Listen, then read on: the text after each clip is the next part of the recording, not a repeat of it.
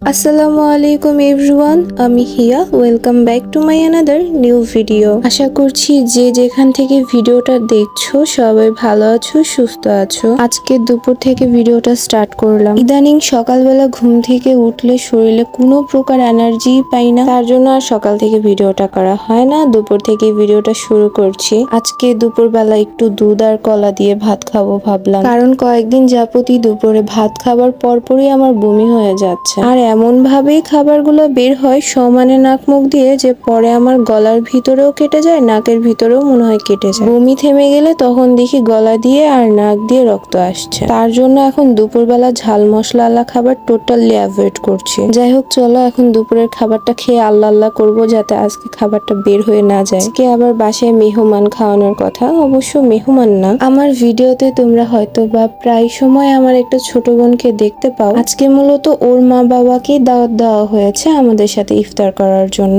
আমরা আর ওনারা একই বিল্ডিং এই থাকি, পাশাপাশি ফ্ল্যাটে। তাও অনেক বছর ধরে এখন ওনারাই আমাদের কাছের মানুষ হয়ে গিয়েছে।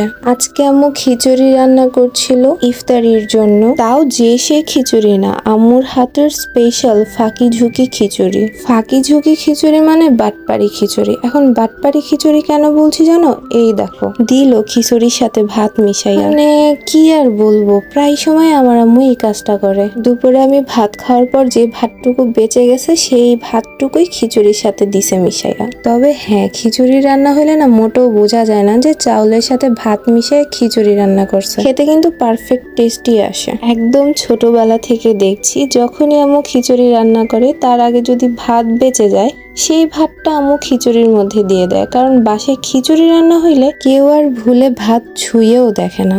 আর তাই বেঁচে যাওয়া ভাতগুলোকে নষ্ট হওয়ার হাত থেকে রক্ষা করার জন্য আম্মু সবসময় এই পদ্ধতিটাই অবলম্বন করে। যাই হোক, আমার আবার এরই মধ্যে মনে পড়লো দুপুরবেলার গরুর ট্যাবলেটটা খাওয়া এখনো বাদ রয়েছে। গরুর ট্যাবলেট হইলেও এই ট্যাবলেটটা গিলবো আমি। ভাই সাইজ দেখছো? এটারে গরুর ওষুধ বলবো না তো কি মানুষের ওষুধ বলবো? ভাই পুরা 1 ইঞ্চি সমান বড়। এই ওষুধটা একবার চিন্তা করে দেখো, গলায় যদি আড়াআড়ি হয়ে আটকায় যায়, কি অবস্থাটাই না হবে। দুঃখে মাঝে মধ্যে না হাসি পায়। চলো এই ওষুধটা খেয়ে ফেলছি, এখন একটু রেস্ট নেওয়া যাক। কিছুক্ষণ রেস্ট নিয়ে রান্নাঘরে এসে দেখি আম্মুর একদম রান্না বান্না টোটালি কমপ্লিট হয়ে গিয়েছে। আজকে ইফতার মেনুতে ছিল গরুর মাংস আর সাথে খিচুড়ি। এই দেখো, খিচুড়ি রান্নাটাও কমপ্লিট হয়ে গিয়েছে। আর মাংসটা সকালবেলায় রান্না করে রেখেছিল, এখন শুধু একটু বেগুন ভর্তা বানাবে। আমার বাবা আবার খিচুড়ির সাথে বেগুন ভর্তা না হইলে তার মন ভরে না। তার জন্য খিচুড়ির সাথে যত মজাদার তরকারি রান্নাই হোক না কেন, আম্মুকে বেগুন ভর্তা বানাতেই হবে। তো এই যে বেগুন ভর্তা বানিয়ে টেবিলে এনে রেখে দিল।